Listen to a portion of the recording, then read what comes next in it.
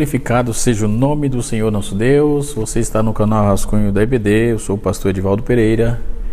Nesta oportunidade estaremos comentando a lição de número 7, lição da classe dos adultos. A lição da classe dos adultos vem falando nesse trimestre, primeiro trimestre de 2022, sobre bibliologia. O tema geral é a supremacia das Escrituras, a inspirada, inerrante e infalível palavra de Deus, tá certo? E na lição de número 7, estaremos estudando sobre a Bíblia transforma as pessoas. Dentro dessa pergunta, dessas questões, nós vamos começar nosso comentário hoje com uma frase de Francisco de Assis. Ele disse assim: ler as Sagradas Escrituras significa pedir conselho a Cristo. Eu concordo com ele, piamente. Então, a partir dessa frase, nós começaremos os comentários da nossa revista. Diga-se de passagem que o texto bíblico em classe está no capítulo 4, verso de número 11 a 13, de Hebreus, e em 2 Coríntios, capítulo 10, versículo 4 a 6, certo? Porque, na verdade, a palavra de Deus tem as suas características peculiares, que é só dela, exclusivamente dela, característica só dela. E nós vamos aprender um pouco sobre isso e como isso tem influenciado a sociedade, o homem, ao longo do tempo, né? O comentarista é Douglas Batista e ele começa a introdução assim: a Bíblia é de origem divina, seu autor é o único Deus vivo e verdadeiro, né? E conforme está em João 17, verso de número 11, verso de número 3, aliás, João capítulo 17, verso número 3. E prossegue dizendo: por isto a sua mensagem é transformadora.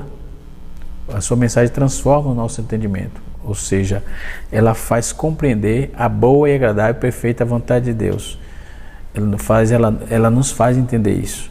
Então, nesta lição veremos que a Bíblia é viva e eficaz, ultrapassa o interior do ser humano, de tal qual uma espada que anula os conselhos do mundo e capacita a viver em humildade diante de Deus. Nós vemos hoje muitas, a começar de mim, a começar de você também, muitas pessoas que foram transformadas pela palavra de Deus, literalmente transformadas, porque quem medita na Bíblia, quem lê a Bíblia, quem busca a palavra de Deus, a Bíblia, não tem como se enrolar, certo? Conforme disse Francisco de Assis, quem lê as Escrituras busca conselhos de Cristo. Então e os conselhos de Cristo, os conselhos de Deus, de Jesus Cristo, enfim, só são conselhos para a vida eterna. E a Bíblia nos ensina a viver aqui, nos ensina a viver ali, nos ensina a viver além, como viver. Então a Bíblia nunca envelhece, nem caduca. Ela nos fala hoje como falou para além dos séculos, como fala para além dos séculos, como falou no passado. Então, Jesus é o centro das Escrituras. O Antigo Testamento anuncia em figuras e na esperança, né? Então, no Novo Testamento apresenta o modo do modelo vivo. Então, no Antigo Testamento eram as figuras que veio como esperança, né? Já a palavra de Deus é apresentada no Novo Testamento como modelo vivo. Por isso que está escrito aqui, ela é viva e eficaz, né? Então, os israelitas não entraram na terra de Canaã por negligenciar a palavra de Deus. O autor Hebreus, ele faz um alerta para os cristãos que não cometerem os mesmos erros. Capítulo 4, verso 11 de Hebreus. E, nesse propósito, ele lembra que a palavra de Deus é viva. Então, é o que naqueles dias era muito símbolos. Hoje é a palavra viva em si. Esta palavra é Cristo, conforme João já dizia, No princípio era o Verbo, e o Verbo era Deus, e o Verbo estava com Deus, e o Verbo se fez carne e habitou entre nós. Ok? Então, para que mais vida do que essa? Não é? Então, a palavra de Deus nos diz que ele é vivo. Então, o autor ele faz esse alerta aos cristãos para que procuremos, pois, entrar naquele repouso para que ninguém caia no mesmo exemplo de decadência, né, de desobediência. Então, nesse propósito, ele lembra que a palavra de Deus é viva. Então, o comentário Esperança, inclusive é um comentário muito bom, recomendo, descreve que a viva é a palavra de Deus, porque jorra das fontes da água de toda a vida e jamais se seca, baseado em Isaías capítulo de número 36, versículo número 10, e é capaz de diminuir ou de difundir, nova vida nos corações humanos, né? Donald Guttier, ele vai argumentar, dizer que a palavra de Deus é viva e demonstra o que reflete o caráter verdadeiro do próprio Deus, a fonte da água viva. Em suma, a palavra viva, pois Deus é a palavra, um Deus vivo, né? Então, conforme já citei em João, né? E também Hebreus vai trabalhar muito essa proposta, capítulo 3, no capítulo 9, no capítulo 10, no capítulo 12, né? Portanto, a palavra de Deus, ela deve ser obedecida a fim de evitar a morte e o juízo, né? Não se trata aí de um ensino obsoleto, ao contrário, a palavra de Deus, ela permanece viva porque o Altíssimo, ele vive desde a eternidade. 1 Pedro capítulo número 1, versículo número 23, né? Então a palavra de Deus, ela pelo seu próprio caráter, já exige uma resposta autêntica, né? Uma resposta da parte daqueles que a escutam. Por essas razões, a palavra de Deus é igualmente eficaz, né? E descreve aí a palavra de Deus como cheia de poder para alcançar os resultados, né? O teólogo Flanagan, ele considera que não há ninguém e nada que for alcançado do seu próprio poder. Pelo contrário, ao se aplicar aí em poder, ela revelará a fraqueza do coração incrédulo do homem, não é? E aí a palavra de Deus desafia e reclama aí as decisões em resposta às suas exortações. Ela opera a vontade de Deus, jamais volta vazia e sempre realiza o seu propósito, porque ela é viva, não é? Ela entra no coração, transforma o entendimento e muda todos os conceitos que o homem possa ter.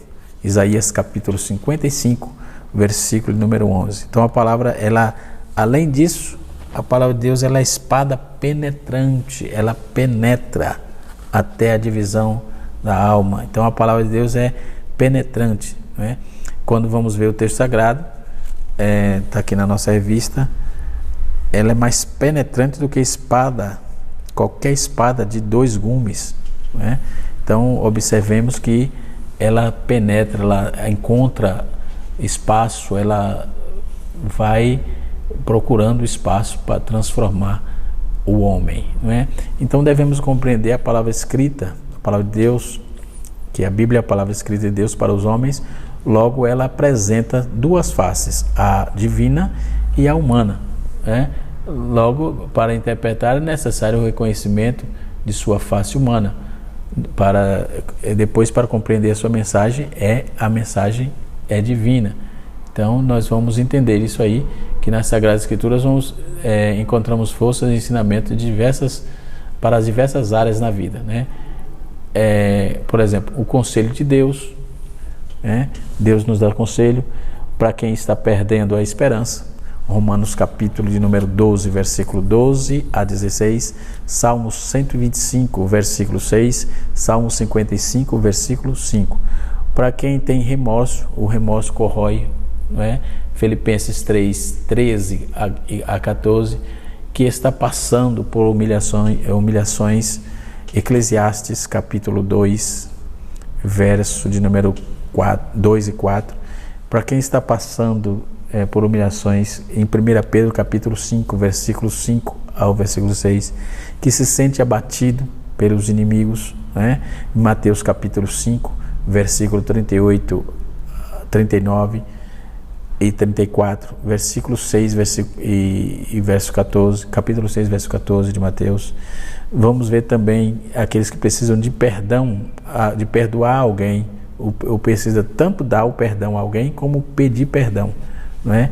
Para quem que precisa dar o perdão para alguém, Mateus capítulo 18, versículo 21 a 22, não é? Aquele que se sente desanimado, por exemplo, vai ter que vai ver o que está escrito em Filipenses capítulo 4, verso 13, em Marcos capítulo 3, verso 18, aquele que se sente enfraquecido na fé, para os fracos na fé, Romanos capítulo número 1, verso 17, Hebreus capítulo 12, versículo 6, para aquele que se sente fraco e abatido, 2 Coríntios 12, versículo 9 a 10, Marcos capítulo 9, verso 23.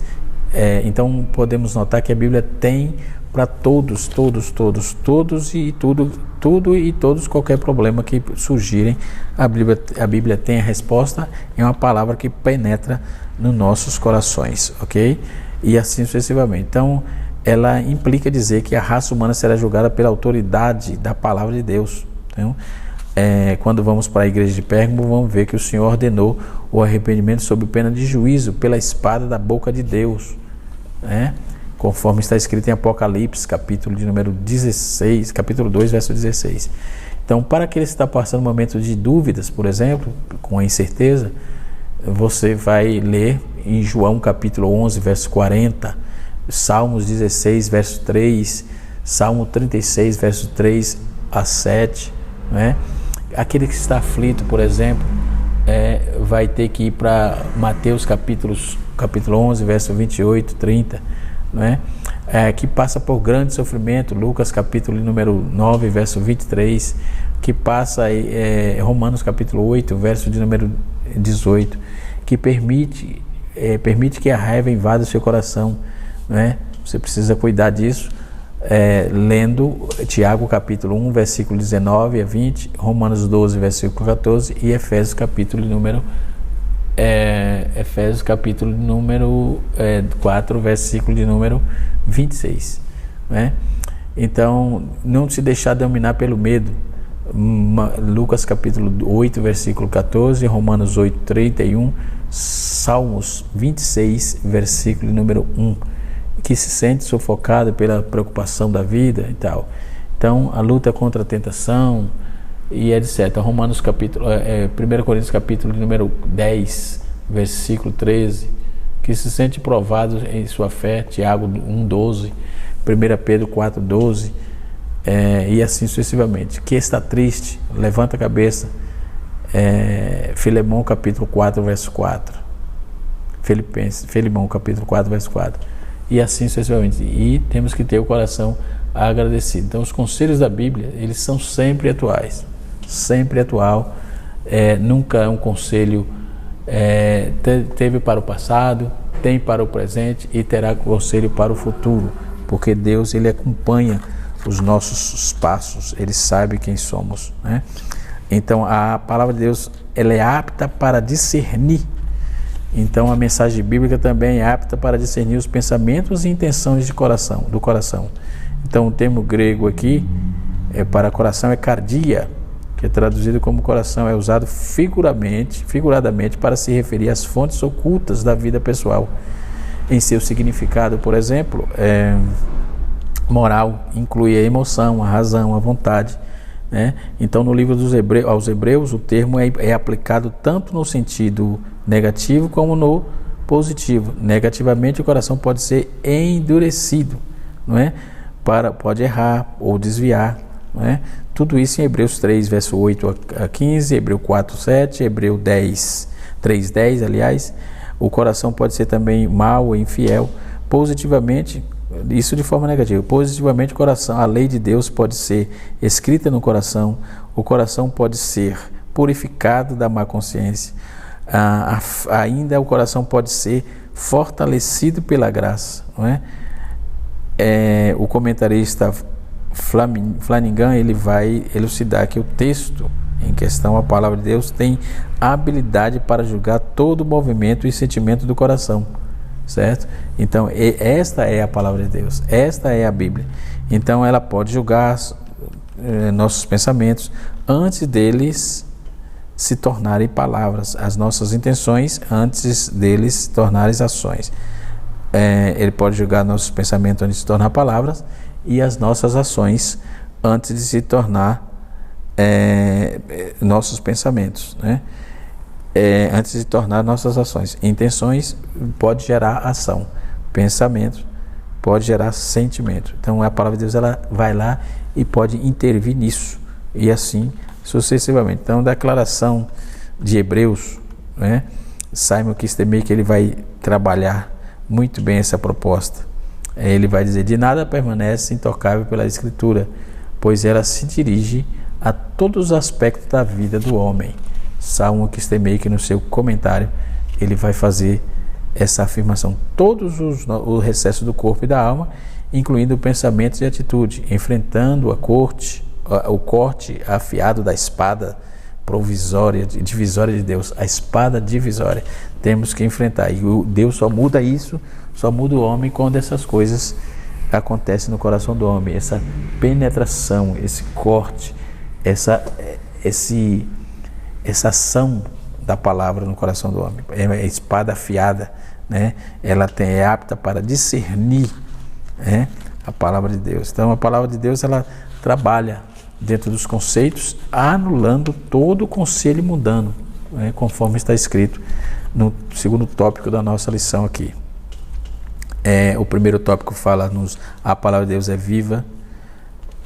A Bíblia é a palavra de Deus viva de Deus, aliás. O segundo tópico é a Bíblia anula os conselhos do mundo. E o terceiro tópico, a Bíblia nos torna humilde. Então, as armas da nossa milícia, Paulo diz que não são carnais, mas poderosas em Deus. Nós vamos refletir um pouco sobre a palavra de Deus nos dias atuais, como isso acontece. A Bíblia é como um monumento, um museu. É um livro bem antigo, mais antigo que a maioria, né? É claro que existem outros livros antigos, mas como num monumento desgastado, por exemplo, pelo tempo, a maioria dos escritos do passado não resistiu. Só quem resistiu até então é a palavra de Deus e resistirá. Então, assim, quando, vamos dizer, na passagem do tempo, descoberta científica, por exemplo, comprovam que eles dizem que sobre a ciência não é exato, ou seja, seus conselhos sobre tratamento de saúde parece mais atrapalhado que ajuda, não é? Então, um desses escritos estão incompleto. Muitos livros que foram escritos já não permanecem mais. Estou falando aqui de materiais que se perderam no tempo, né? Então já a Bíblia se destaca. Ela começou a ser escrita há mais de 3.500 anos atrás, né? Começou a ser escrita há mais de 3.500 anos atrás. Podemos observar que ela permanece viva até hoje, né? Então, esses 3.500 anos, nenhuma parte delas está faltando, nenhuma parte dela foi deteriorada.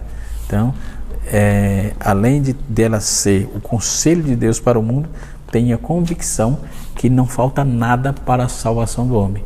A Bíblia tem tudo que o homem precisa para entender os desígnios e os propósitos de Deus para a humanidade, ok? Paulo diz que as armas dessas milícias não são carnais, das nossas milícias. 2 Coríntios capítulo 10, verso 4. Isso porque a nossa luta não é na ordem espiritual. A nossa luta a nossa luta é de ordem espiritual. Portanto, não usamos aí os métodos humanos, tais como os subterfúgios, conchavos, ameaças, calúnia, difamação, não usamos nada disso. Nosso poderio de ataque não é carnal. Nossas armas são poderosas em Deus, o conselho bíblico é tomar toda a armadura, a verdade, a justiça, o evangelho, a fé e a salvação, que é a espada do Espírito, e perseverar em oração. Assim seremos vencedores, conforme está escrito em Efésios capítulo de número 6, versículo 13 a 18. Então precisamos tomar cuidado e tomar posse de tudo aquilo que Deus prometeu para nós outros, né? A Bíblia ainda, ela destrói fortalezas, né?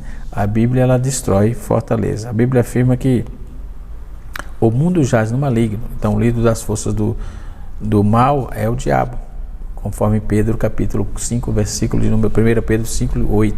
Por meio do espírito do erro, ele trabalha contra o reino de Deus.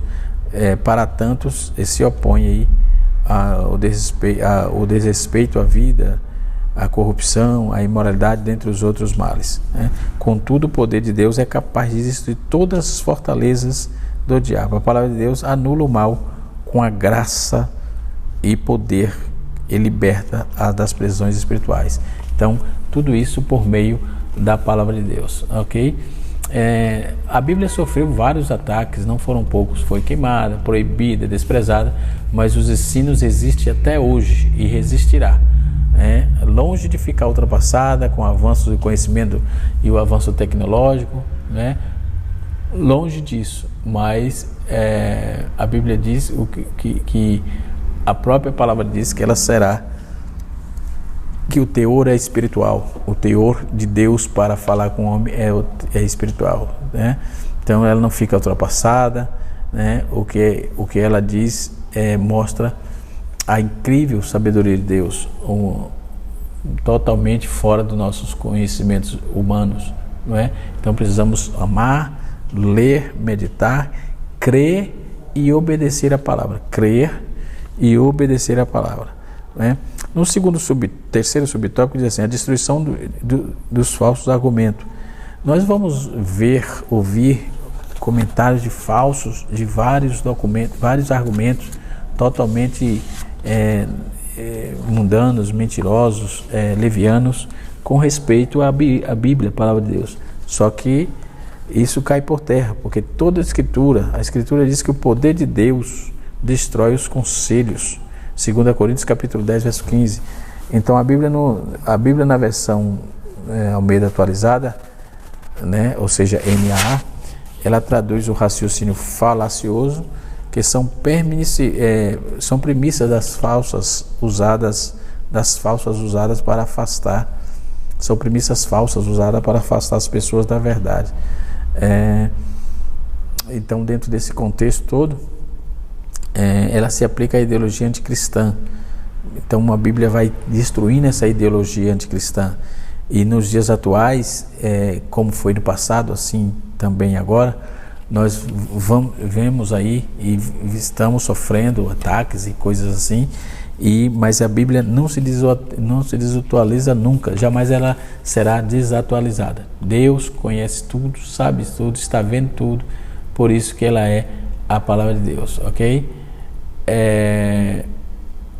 A Bíblia diz que por meio da Bíblia nós somos perdoados os nossos pecados. As destruições, os falsos argumentos caem por terra, né? E todos os nossos conceitos humanos, eles caem por terra. A Bíblia, ela não tem preconceito, embora tem grupos que queiram taxar a Bíblia assim, mas jamais encontrarão brecha para assim procederem, porque ela tem a base, ela tem a historicidade, ela tem a anuência de Deus, ok? E ela é de Deus, não só anuência, mas ela é Deus falando conosco, né? Então a destruição de toda a altivez, subtópico 4. O poder do Altíssimo igualmente aniquila toda a altivez que se levanta contra o conhecimento de Deus, né? Nos dias atuais podemos ver pessoas querendo conhecer mais do que Deus, saber mais do que Deus, querer ser igual a Deus, mas simples, uma gripe, um problema cardíaco já tira esse camarada do foco. Então realmente a sabedoria, humana é bom quando estivermos aqui, mas ela não se sobrepõe aos conceitos de Deus. Então precisamos estar obedecendo, crendo, entendendo que Deus é dono da nossa vida, né? A altivez se refere a toda a conduta que serve de oposição para a fé em Deus, né? Aqui está incluso aí, entre outros, a rebeldia, o orgulho, a jactância e as demais vaidades humanas. Então toda vaidade humana é desfeita quando lemos, quando entendemos, quando aceitamos e praticamos a palavra de Deus. Ela é desfeita, ela não se sustenta em pé, não tem como, né? O terceiro tópico da nossa lição nos diz assim: a Bíblia nos torna humilde. Deus aborrece a soberba, não é? Deus não trabalha com soberbo, ele abate e exalta os humildes, né?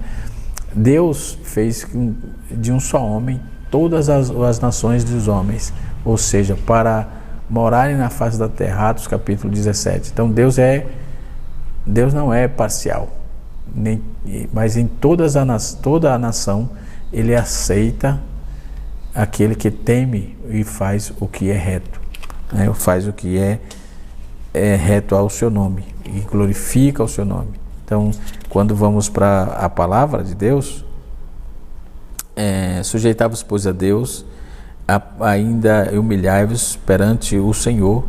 As expressões sujeitar e humilhar quer dizer obedecer ao Todo-Poderoso quanto nós achamos a Deus. Quando nós achegamos a Deus, Ele se chegará a nós. Então isso é claro, temos sentido isso, tenho sentido isso. A classe, os alunos, os irmãos, os obreiros, a igreja, o menino, a menina, o moço, a moça, tem sentido que Deus, Ele aborrece a soberba e Ele dá graça aos humildes, ou seja, Ele trabalha na vida dos humildes, né? Ele nos liberta da soberba terrena, dessa visão diabólica, não é? Ele nos liberta, Tiago capítulo 3, verso 15, ele nos agracia com a verdadeira sabedoria que vem do alto. Em vista disso, a bênção plena de Deus é concedida aos humildes que são transformados pela palavra do Altíssimo. Então Cristo é nosso exemplo de humildade, né? Cristo é o nosso exemplo de humildade. Se Ele é nosso exemplo de humildade, nós estamos ganhando, graças a Deus, estamos lutando, ganhando, estamos na frente. Estamos vivos, estamos dando glória ao Senhor, não é? Então precisamos ser humildes sempre, reconhecendo que somos fracos e que diante de Deus toda a nossa altivez, toda a nossa soberba é desfeita. Glória a Deus por isso, glória a Deus por isso, não é? Cristo é o nosso exemplo de humanidade. A Bíblia registra que Cristo não somente, não é o exemplo de humanidade, como também ele trabalha, não é? Ele faz, não teve usurpação de ser igual a Deus, mas aniquilou-se a si mesmo, não é?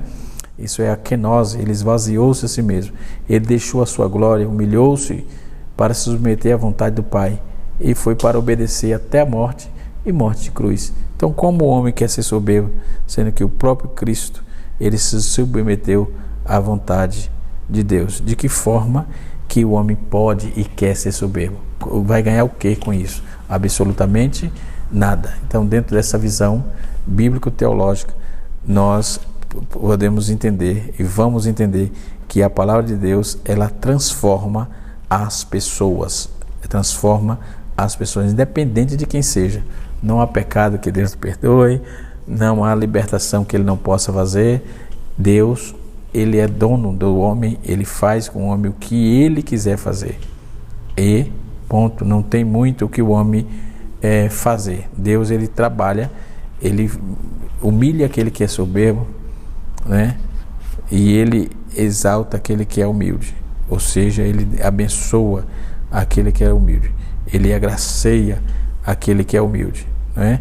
E assim sucessivamente. Então podemos entender que toda essa verdade de Deus, ela está intrínseca dentro da sacrossanta palavra de Deus. Nós vamos encontrar isso constantemente, Deus trabalhando na vida dos homens e fazendo conforme lhe agrada, né?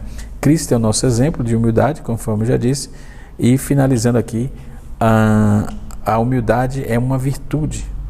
A humildade é uma virtude, entendeu? Todos os humildes serão exaltados por Deus, serão abençoados, serão alcançados por Deus. Todos os humildes, é o que está escrito na palavra de Deus, tá certo? Com certeza, Cristo nos ensinou que para entrar no reino dos céus, a pessoa tem que se portar de humildade. Mateus 18, verso 4. Assim, somente a genuína conversão é capaz de modificar a nossa forma pecaminosa de viver, nossa direção. Paulo faz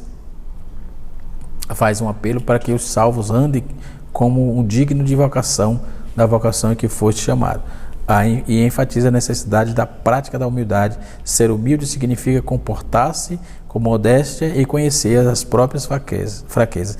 Quando reconhecemos as nossas fraquezas, pedimos perdão ao Senhor, com certeza Ele nos abençoará. Deus abençoe a todos, que a boa mão de Deus recaia sobre a vida de cada um de vocês. E na próxima aula estaremos estudando a lição 8, a lei e os evangelhos revelam Jesus. Deus abençoe e até a próxima, se Deus assim nos permitir. Canal Rascunho DBD, ensinando para transformar.